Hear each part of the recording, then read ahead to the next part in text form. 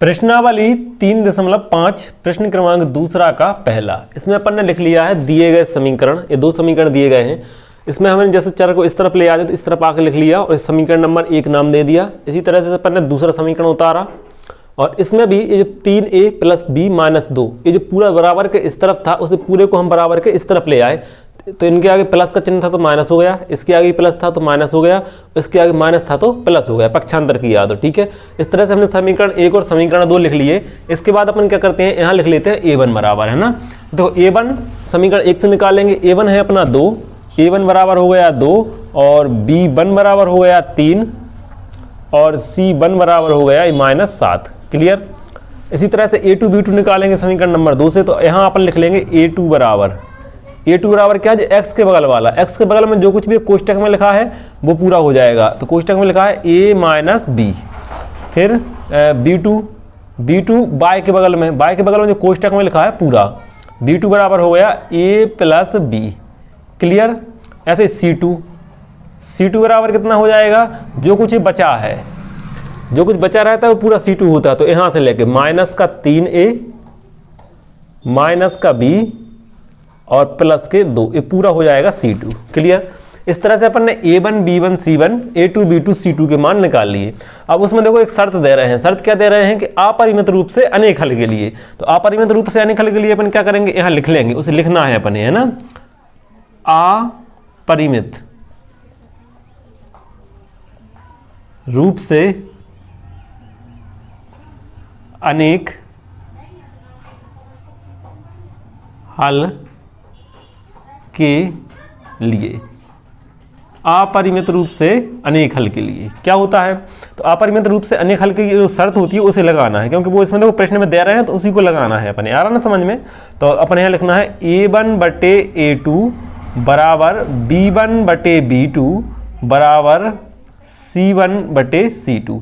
ये काय की शर्त होती है, अपरिमित रूप से अनेक हल की। क्लियर। हमने ये शर्त लिख ली। इसके बाद अपन क्या करना है, इसके बाद अपन इनके मान रखना है। अभी देखो यहाँ समझना है, हमें यहाँ a1/a2 अपन वो मान निकालते थे तो वैसे इसमें निकालने की जरूरत नहीं है। क्यों, क्योंकि उसमें वो शर्त दे रहे हैं कि अपरिमित रूप से अनेक हल के लिए। ठीक है। तो इनके मान रख दो। a1 का मान कितना है 2/a2 का मान कितना है a - b। तो यहाँ लिख दिया हमने a - b। अब आएंगे कहाँ, बराबर पर। तो बराबर b1 कितना है 3/b2 है, b2 कितना है a + b। हमने यहाँ लिख दिया a + b बराबर का चिन्ह। फिर कितना दे रहा है -7। तो हमने यहाँ लिख दिया -7 c2 कितना दे रहा है -3a -b और +2। क्लियर। इस तरह से अपन ने लिख लिया। अब इसके बाद अपन ने क्या करना, तो इसके बाद पहले हमें आगे के 2 ले रहे हैं ना। अपन ज़्यादा है तो यहाँ लिख लो पहले बाद दूसरे से। कौन से, पहले बा दूसरे से, पहले बा दूसरे से। तो आ जाएगा 2/a - b बराबर 3/a + b। क्लियर। इस तरह से पहले बार दूसरे से लिख लिया। अब इनका क्या करना, अपन को त्रियक गुणा करना है। तो कर लो, त्रियक गुणा कर लेंगे अपन। 2 का इसमें करेंगे तो देखो 2 का a में भी होगा और b में होगा। तो पहले बड़ी संख्या वाला कर ले रहे अच्छे अपन, है ना। इसका 3 का, तो 3 का a में करेंगे तो हो जाएगा 3a माइनस का चिन्ह, 3 का b में करेंगे तो हो जाएगा 3b। क्लियर। बराबर का चिन्ह। अब 2 का यहाँ से इनमें करेंगे दोनों में, 2 का a में होगा तो हो जाएगा 2a प्लस का चिन्ह और 2 का b में करेंगे तो हो जाएगा 2b। क्लियर। इतना समझ में आ गया। अब इसके बाद देखो आगे नीचे हमारा यहाँ बन नहीं रहा तो हम करते हैं ऊपर से, है ना, दोबारा से। चलो हम यहाँ से कर ले रहे हैं इसे। चलो तो देखो इनके सभी के अपन पक्षांतर करके इस तरफ ला रहे हैं। तो देखो 3a - 3b तो अपन ने ज्यों के त्यों लिख लिया, 3a - के 3b ज्यों के त्यों लिख लिया। बराबर का चिन्ह नहीं लगाना, इनका पक्षांतर करना है अपन ही। अब 2a को इस तरफ लाएंगे तो क्या हो जाएगा -2a और ऐसे 2b का ही पक्षांतर करेंगे तो हो जाएगा 2b बराबर में 0। बराबर में कुछ नहीं बचेगा, सब कुछ इस तरफ आएगा, उस तरफ क्या बचा रहा अकेले 0। अब फिर बराबर का चिन्ह लगाएंगे। अब यहाँ अपने क्या करना है, यहाँ देखो ये घट रहे हैं, ये 3a है ये 2a है, घट जाएंगे तो 3a में से 2a घटेगा तो बचेगा अकेला a। समझ में आ गया। और ऐसे ये देखो 3b के आगे है माइनस का चिन्ह और 2b के आगे भी है माइनस का चिन्ह, यानी कि समान चिन्ह हो रहे हैं, जुड़ जाएंगे तो 3b और 2b कितने हो जाएंगे 5b, तो जुड़ गए तो होगा -5b। समझ में आ गया। बराबर का चिन्ह और 0। इतना क्लियर हो गया। इनको अपन दे देना है समीकरण नंबर 3 नाम। क्या दे देना है? समीकरण नंबर 3 नाम। अब 1 और 2 तो अपने बन ही गए थे, अब इसे अपने समीकरण नंबर 3 नाम दे देना है। क्लियर? इसके बाद अपन आगे करेंगे। अब आगे क्या करना है? देखो अभी अपन ने किया था पहले व दूसरे से, अब लिखेंगे अपन दूसरे और तीसरे से।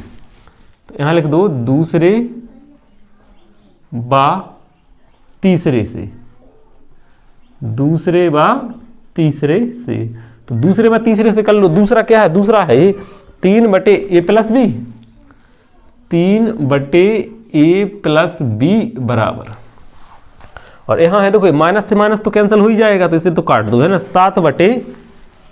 7/3a माइनस, नहीं सॉरी, यहाँ माइनस से माइनस कैंसिल नहीं होगा, यहाँ गलती नहीं करना है ना, क्योंकि देखो माइनस से माइनस कैंसिल कब होता है? जब एक पद हो, लेकिन यहाँ तो देखो 1 2 3 पद है और ऊपर सिर्फ एक पद है।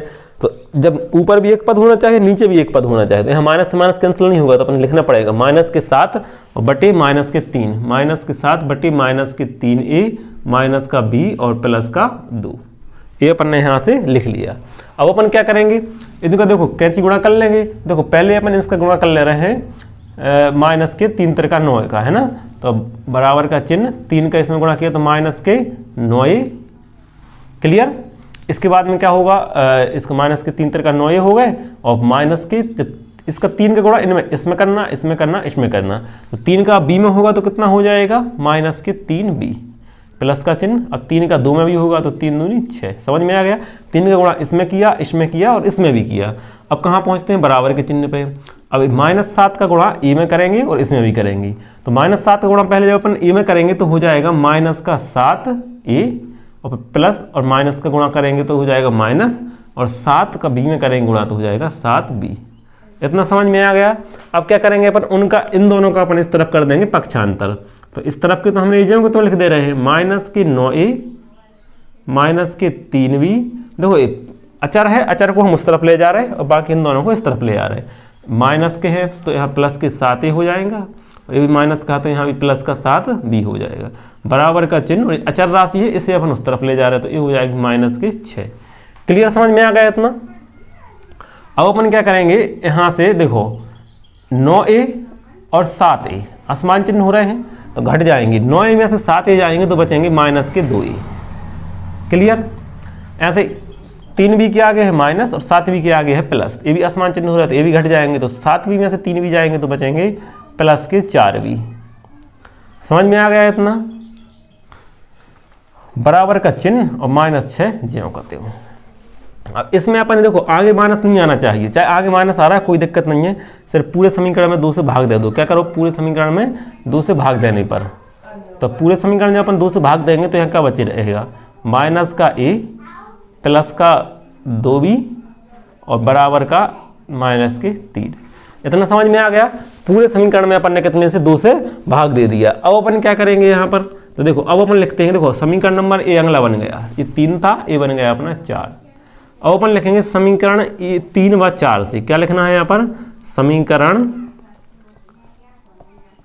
3 व समीकरण 4 से, समीकरण 3 व समीकरण 4 से।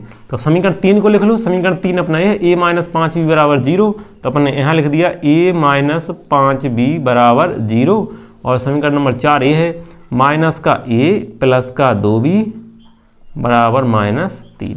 क्लियर? अब इनको अपन ऐसा लिख देते हैं, लाइन खींच लेते हैं, विलोपन विधि करते हैं जैसा, बिल्कुल विलोपन विधि से कर रहे हैं अपन यहाँ पर, है ना। देखो अब जब ये पहले से कट रहे हैं, इसके आगे है प्लस, इसके आगे है माइनस। जब पहले से कटते हैं तो यहाँ अपन घटाने पर नहीं लिखते हैं और ना ही इनके चिन्ह बदलते हैं। पहले से कट रहते हैं तो अपन यहाँ लिख देते हैं जोड़ने पर। क्या लिख देते हैं? जोड़ने पर। तो जोड़ दो इनको, तो देखो असमान चिन्ह हो रहे हैं तो ये कट जाएंगे, और यहाँ पर देखो 5b के आगे माइनस, 2b के आगे प्लस, तो ये घट जाएंगे। तो माइनस के 3b बराबर -3, बराबर में माइनस से माइनस कैंसिल हो जाता है। अब 3 का करेंगे पक्षांतर, तो 3 चला जाएगा भाग में। यहाँ क्या बचाएगा अपना? b बराबर 3/3, और 3 से 3 कट जाएगा, 3 एकम 3, 3 एकम 3। b बराबर कितना आ गया? b बराबर मिल गया अपने लिए 1। इसके बाद अपन करेंगे b का मान रख देंगे कौन से समीकरण में? समीकरण नंबर अपन इसमें रख लो, ठीक है, ये 3 में। तो अपन लिखेंगे b का मान समीकरण 3 में रखने पर b का मान समीकरण 3 में रखने पर, b का मान समीकरण 3 में रखने पर, तो समीकरण 3 में रख दो। समीकरण 3 है अपना ये है समीकरण 3 है ना, ये माइनस 5 गुणा b की जगह 1 लिखना है, बराबर में 0 है। तो इनका गुणा करेंगे अपन, तो ये और 5 एकम 5 बराबर 0। अब इससे उस तरफ इसका करेंगे पक्षांतर अपन, अगर यहाँ आपको दिखाई नहीं दे तो हम यहाँ लिख दे रहे हैं ना, ये अपन यहाँ फिर से लिख दे रहे हैं। जब इसका पक्षांतर करेंगे 5 का, तो इस तरफ बचा रहेगा ए बराबर का चिन्ह, और ये 5 उस तरफ जाएगा तो हो जाएगा प्लस का, तो प्लस की 5, ए बराबर आ गया 5 और बी बराबर आ गया 1, और ए और बी के अपन मान ज्ञात करने थे तो अपन यहाँ लिख देंगे। अतः ए बराबर हो गया 5 और बी बराबर हो गया 1, ये अपने आंसर हो गए। क्लियर, बिल्कुल सिंपल है, बिल्कुल है ना। देखो यहाँ तक तो अपन ही करना आता ही था, अपने रूप से निकल की शर्त लिख दी अपन ने, पर उससे ये ऐसा बन गया। इसके बाद अपन पहला व दूसरा लेके कर लेना है तो एक समीकरण मिल गया, ऐसे दूसरा और तीसरा कर लिया तो अपन ने दूसरा समीकरण मिल गया था यहाँ से, है ना। चौथा बस उनको तीसरे और चौथे को अपन ने कर दिया कौन सी, विलोपन विधि से हल, तो बस ए का बी का मान निकल गया और बी का मान अपन ने तीसरे में रख दिया तो ए का मान निकल गया। मतलब यहाँ से तो अपन इतना करना आता ही है, क्योंकि अपन ने विलोपन विधि में यही किया है, ये पूरा करना आता ही है, तो कोई दिक्कत है ही नहीं। तो ए और बी के मान ज्ञात करने तो इस तरह से निकल गया, बिल्कुल सिंपल है ना।